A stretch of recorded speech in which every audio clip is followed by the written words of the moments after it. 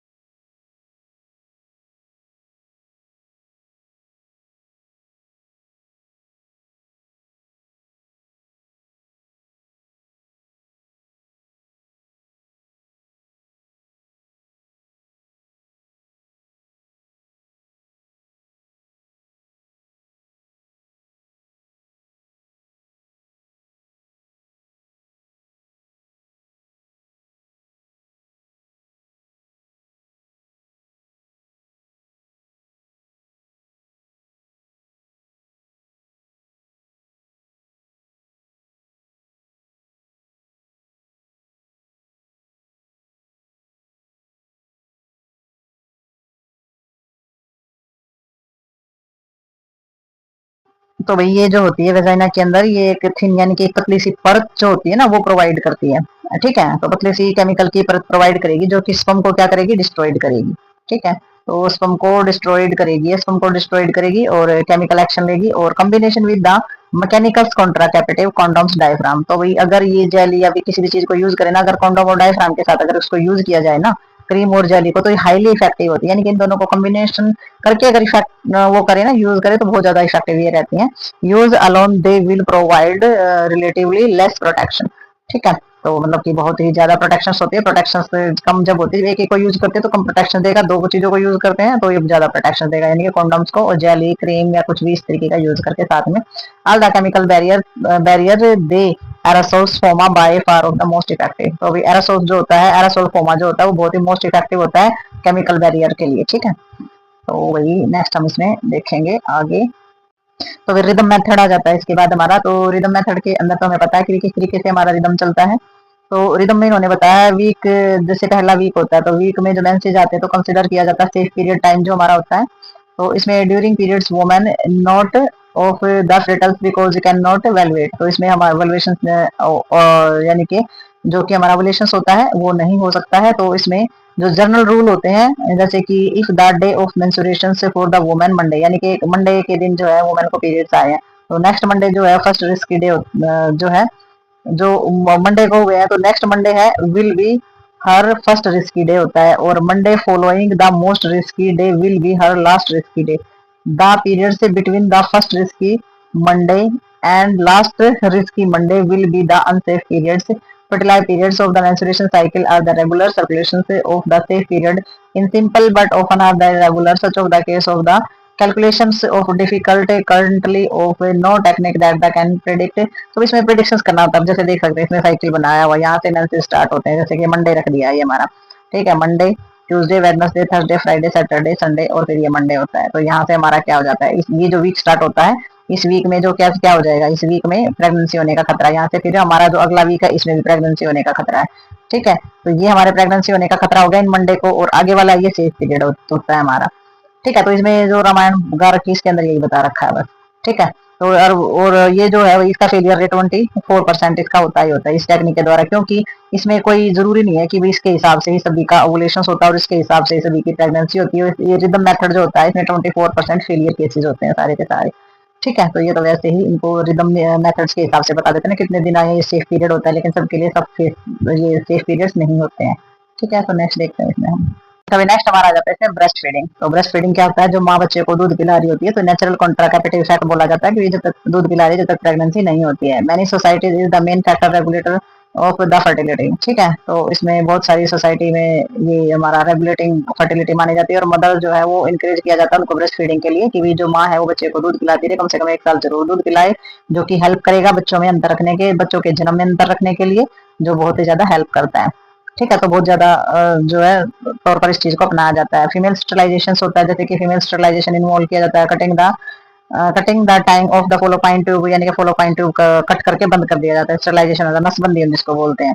तो जब sterilization perform किया जाता है तो 1 से 3 दिन तक जो है डिलीवरी के 1 से 3 दिन तक ये किया जा सकता है। It is no of the postmortem sterilisation इसको बोला जाता है, यानी कि डिलीवरी के बाद किया जाने वाली नसबंदी इसको बोला जाता है। ऑपरेशन डन किया जाता है at any time other than the following children और अबॉर्शन, बच्चे के पैदा होने के बाद अबॉर्शन के बाद इस मेथड को पूरा कर सकते हैं। और नाउ द इंटरवल स्टरलाइजेशन, और इसको अंतराल नसबंदी भी बोला जाता है। ठीक है, तो नेक्स्ट देखते हैं इसमें। तो भाई ये हमारे 3 मेथड जो होते हैं फीमेल स्टरलाइजेशन के, यानी कि नसबंदी के 3 मेथड होते हैं जो कि मेनली अपनाए जाते हैं। ट्रेडिशनल ट्यूबोक्टोमी। ठीक है, ट्रेडिशनल ट्यूबोक्टोमी में क्या होता है, इसमें एब्डोमिनल्स का ऑपरेशन किया जाता है, यानी कि पेट में कट लगाया जाता है, और small pieces of the fallopian tube के छोटे छोटे पीस निकाले जाते हैं। Remove the magnets of the operation done under general of the spine anaesthesia. और वही इसमें क्या किया जाता है, इसमें फोलोपाइन ट्यूब्स को जो है थोड़ा सा निकालेंगे बाहर, और एनेस्थीसिया दिया जाता है, स्पाइन कोड में एनेस्थीसिया दिया जाएगा। हॉस्पिटलाइजेशन करना पड़ेगा 5 से 7 दिन के लिए। ट्यूबोक्टोमी करने के लिए वुमेन्स जो है can resume light house hold work after about 10 days, और औरत जो है वो हल्का फुल्का काम कर सकती है 10 दिन के बाद। ठीक है, तो इसमें जो है रिमूव कर दिया जाता है, यानी कि fallopian tube is removed and the ligates, इसको रिमूव यानी कि इसको कट कर दिया गया, यानी कि अलग कर दिया जाता है फोलोपाइन ट्यूब को कट करके। तो ये जो ऑपरेशन होता है इसको ट्यूबोक्टोमी बोला जाता है। 5 से 7 दिन जो है ट्यूबोक्टोमी के हॉस्पिटल में रहना जरूरी होता है, और 10 दिन के बाद हल्का फुल्का काम जो है लेडीज कर सकती है, बट वो किसी तरीके का क्या नहीं करेगी, should not carry heavy load और हैवी मैनुअल वर्क जो है वो नहीं करेगी, किसी तरीके का वजन नहीं उठाएगी, कोई मैनुअल वर्क नहीं करेगी भारी। तो 3 हफ्ते ऑपरेशन के 3 हफ्ते तक, और women can resume sexual relationship 4 week, और 4 हफ्ते तक किसी भी तरीके का सेक्सुअल रिलेशनशिप जो है वो नहीं बनाएगी ऑपरेशन के बाद। Traditional tubectomy consider of the major procedure, तो ये मेजर प्रोसीजर होता है, हम देख सकते हैं ये यूट्रस है, ये फोलो पॉइंट ट्यूब है, किस तरीके से कट करके इसको बांध दिया गया है। ठीक है, तो ये हमारी ट्यूबोक्टोमी है जो कि हमारा फर्स्ट ट्रेडिशनल है। अब सेकंड ट्रेडिशनल के अंदर देखते हैं किस तरीके से किया जाता है। जैसे कि कॉन्ट्रासेप्टिव के अंदर ही आते हैं तीनों मेथड, जो ऑपरेशन और सर्जरी होती है हमारी। तो अभी हमारी आ जाती है mini lap operation. Mini lap operation के अंदर क्या आ जाता है, यानी कि छोटे पैमाने पर जो होता है मिनी लैप, यानी कि मिनी लेप्रोटोमी हम इसको बोलते हैं। इसको मॉडिफिकेशन किया गया है ट्रेडिशनल लेप्रोटोमी ट्यूबोक्टोमी से। तो इसमें क्या होता है, इसमें सिंपलर प्रोड्यूस इसको जब किया जाता है तो इसमें रिक्वायर होता है स्मॉल सुप्राप्यूबिक इंसेशन किया जाता है। Suprapubic incision 2.5 to 3 centimetre just above the pubic hair. तो प्यूबिक हेयर से थोड़ा सा ऊपर 2.5 से 3 सेंटीमीटर ऊपर जो है वहां पर कट लगाया जाता है, इंसेशन किया जाता है। तो ये जो ट्यूब होती है are cut and the block, तो उसमें कट किया जाता है और जो ट्यूब होती है उनको बांध दिया जाता है। तो इंसेशन इज क्लोज्ड, और क्या किया जाता है, वो जो स्किन होती है उसको भी बंद बंद कर दिया जाता है, वहां से उसको सील दिया जाता है। तो mini lap operation has been found to be the suitable produce in the PHC level and the mass of the combining. तो भाई ये जो मिनी लैप ऑपरेशन है ये हमारा पाया जाता है, और ये बहुत ही ज्यादा सुटेबल प्रोसीजर होता है, और पीएचसी लेवल पर भी इसको किया जाता है। तो ये सुटेबल होता है हमारा, और पोस्टपार्टम स्टरलाइजेशन इसको बोलते हैं, यानी कि डिलीवरी के बाद की जाने वाली नसबंदी इसको बोला जाता है। और लेस ट्यूबोक्टोमी देन द ट्रेडिशनल ट्यूबोक्टोमी। तो ट्यूबोक्टोमी की तरह ये किसी भी तरीके का इसमें खतरा या दर्द या फिर किसी भी तरीके की प्रॉब्लम इसके अंदर नहीं होती है। तो ये थोड़े से पैमाने पर हम इसको बोल सकते हैं छोटा। तो अभी नेक्स्ट हमारा आ जाता है इसमें लेप्रोस्कोपी। तो अब ये देखेंगे ये किस तरीके का ऑपरेशन होता है। तो लेप्रोस्कोपी के अंदर क्या हो जाता है, मोर इसमें सोफिस्टिकेटेड ऑपरेशन होता है। सोफिस्टिकेटेड यानी कि जटिल ऑपरेशन होता है ये बहुत। तो अब ऑफ द प्रोसीजर्स, तो ये ऑपरेशन जो है बहुत ही ज्यादा जटिल होता है, प्रोसीजर भी जटिल होता है। ये जो कैरी किया जाता है, carry out by the team, trained team होती है जिसमें सर्जन होता है, गायनोलॉजिस्ट होती है with in the specialised instrument card of the laparoscopy. ठीक है, तो ये सर्जन, गायनोलॉजिस्ट और जो स्टाफ होते हैं उनके द्वारा ये पूरा किया जाता है। स्पेशल इंस्ट्रूमेंट होता है इसमें लेप्रोस्कोप। ठीक है, लेप्रोस्कोप के द्वारा ये हमारा कंप्लीट किया जाता है।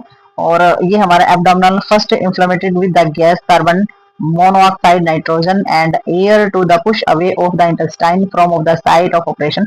इसमें क्या किया जाता है, जो हमारा पेट का जो एरिया होता है उसके अंदर गैस डाली जाती है, कार्बन मोनोऑक्साइड नाइट्रोजन और एयर, यानी कि पेट को फुलाया जाता है ये सभी गैस डाल करके। ठीक है, और इंटेस्टाइन्स को थोड़ा सा पुश किया जाता है साइट ऑफ ऑपरेशन की साइट के लिए। और 2 cut off made in the lower abdominals, और लोअर एब्डोमिनल्स पेट के नीचे वाले हिस्से में 2 कट लगाए जाते हैं विद द लेप्रोस्कोपी। और जो हमारी लेप्रोस्कोपी जो होती है उसके द्वारा ट्यूब को आइडेंटिफाई किया जाता है कि यही ट्यूब है, ये हमने कट करनी है, लेप्रोस्कोपी के द्वारा देखा जाता है। तो इसमें जो ट्यूब होती है ये हमारी एसेसेबल्स होती है, और फोलोपाइंस जो रिंग होते हैं यानी कि क्लिप होते हैं वो अप्लाई किए जाते हैं ऑक्लूड ऑफ द ट्यूब। तो ट्यूब होती है, पहले उनको आइडेंटिफाई किया जाता है, फिर उन ट्यूब को पर क्लिप लगा दिए जाते हैं, बंद कर दिए जाते हैं। द शॉर्ट ऑपरेटिंग टाइम, तो ये बहुत ही कम टाइम का ऑपरेशन होता है। Short stay of the hospital and the small scar and the attractive features of this operation, laparoscopic method of the tubectomy has gained considerable popularity over other method of female sterilization। तो इन्होंने बताया है कि भी ये short time का होता है हॉस्पिटल के अंदर, ये स्मॉल स्कार हो सकते हैं और ये अट्रैक्टिव फीचर्स होते हैं इसके ऑपरेशंस के। और लेप्रोस्कोपी जो मेथड जो हमारा होता है वो ट्यूबोक्टोमी जो है सबसे ज्यादा कंसिडरेबल किया जाता है, पॉपुलर जो है वो ट्यूबोक्टोमी ही होता है इसमें। और ये जो मेथड होता है फीमेल स्टरलाइजेशन का, यानी कि जो फीमेल्स होती है उसकी जो नसबंदी की जाती है उसका सबसे पॉपुलर मेथड ये हमारा माना जाता है। कौन सा? ट्यूबोक्टोमी माना जाता है। लेप्रोस्कोपी से ट्यूबोक्टोमी का जो मेथड होता है वो सबसे ज्यादा इफेक्टिव माना जाता है। और फोलोपाइन रिंग जो होती है better scope of the reversing of tubal occasional later of unnecessary. तो इसमें क्या है, जो हमारा ट्यूबोक्टोमी उसमें तो नस काट करके बांध दी जाती है, यानी कि बिल्कुल ऑपरेशन हो जाता है। और लेप्रोस्कोपी जो होता है वो इस तरीके का होता है कि इसमें दोबारा से ये हमारा रिवर्सिंग है, यानी कि इसमें खोल प्रेगनेंसी अगर चाहिए होती है तो बाद में भी ये खुल सकता है अगर जरूरी है तो ये इसका थोड़ा सा फायदा रहता है। तो फीमेल स्टरलाइजेशन इज 100% इफेक्टिव। तो भाई ये फीमेल नसबंदी जो है ये 100% जो है इफेक्टिव होती है। Sexual desire is the unchanged menstruation will continue as usual. और अगर भाई किसी को सेक्सुअल डिजायर वगैरह है और अनचेंज्ड जो मेंस्ट्रुएशन है विल कंटिन्यू एज यूजुअल। ठीक है, तो इसमें ऐसा कुछ चलता रहता है। इस तरीके से किसी भी तरीके के चेंजेस नहीं आते हैं, ना तो सेक्सुअल डिजायर में ना मेंसेज होने में। जो रेगुलरिटी है वो हमारे आराम से ही चलती रहती है, इसमें किसी भी तरीके का कोई बदलाव नहीं आता है। तो भाई जितने भी ये हमारे कॉन्ट्रा कैपिटिव मेथड थे ये हमारे इसके अंदर कंप्लीट हो गए हैं। अभी जो मतलब फीमेल्स को लेकर के थे। आगे जो नेक्स्ट वीडियो उसमें हम जो है मेल को लेकर के करेंगे कि भी वो किस तरीके के मेथड अपना सकते हैं। ये सब सारे के सारे कॉन्ट्रा कैपिटेटिव फीमेल्स को लेकर के थे। तो ये हमारी जो वीडियो है ये यहीं पर होती है कंप्लीट। तो मिलते हैं नेक्स्ट वीडियो में। और फीमेल के हो चुके हैं, मेल की जो कॉन्ट्रा कैपिटेटिव है उन चीजों के बारे में हम उसमें जानेंगे। तो मिलते हैं नेक्स्ट वीडियो में और नेक्स्ट टॉपिक के साथ। तब तक के लिए बाय बाय।